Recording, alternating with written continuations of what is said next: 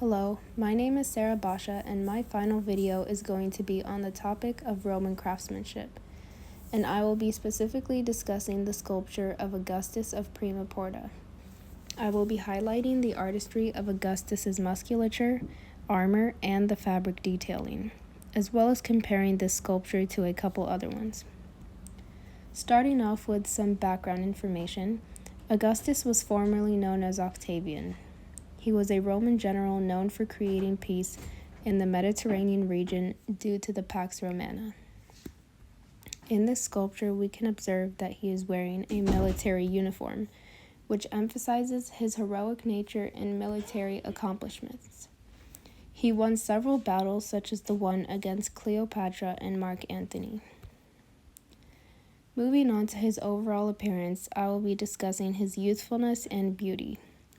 According to Smart History, Augustus was middle-aged at the time of the sculpture's commissioning, yet he is still being represented as youthful and robust. This emphasizes the representation of perfection and beauty that is commonly seen in Roman art. Next, I'm going to focus on the drapery in this sculpture. The fabric flows naturally across his body, showcasing the artist's talent in being able to create a sense of movement within a still piece. The detailed folds of the garment, known as the paludamentum, which is a military cloak, emphasizes Augustus's status as a military leader and hero. We see a similar level of detail and naturalism in the sculpture of the man with portrait busts of his ancestors, as there is even more drapery that flows from the top to bottom.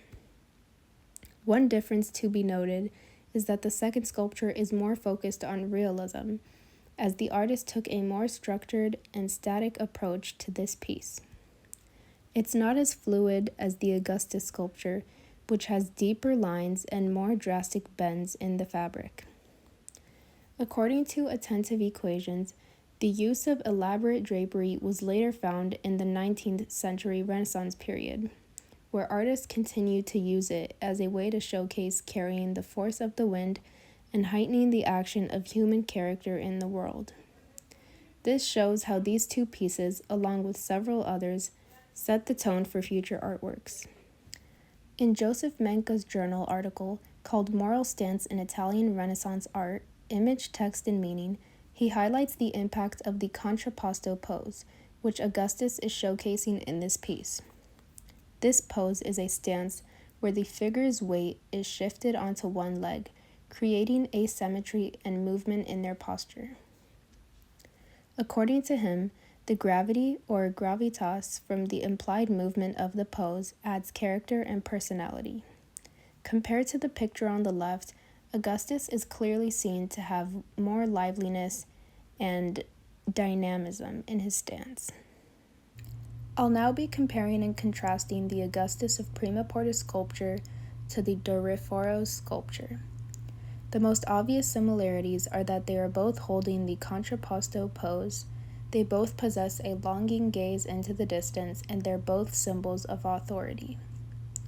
One difference to be noted is their garments, or lack thereof. In the book titled The Power of Images in the Age of Augustus by Paul Zanker, he discusses the difference in their attire. Zanker mentions how Augustus's clothes are meant to represent authority and power, while the lack of Doryphoros' clothes is purposeful. The point of Doryphoros' sculpture was to showcase his athleticism, musculature, and overall balance, which is what Greek art heavily revolved around. Therefore, the presence of garments on his body would only take away from the image that Polykleitos was trying to convey. An article from Form Fluent pointed out the turning point in time when nudity in ancient art became a topic of strength. The Greeks utilized nude art in a way that didn't express weakness or shamefulness, which we can see in the sculpture on the left.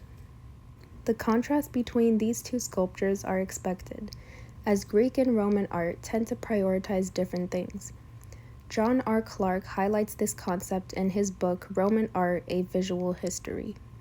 He mentions that Greek art focuses on the ideal human form and objective beauty, while Roman art leans more toward a blend of idealization and political messaging.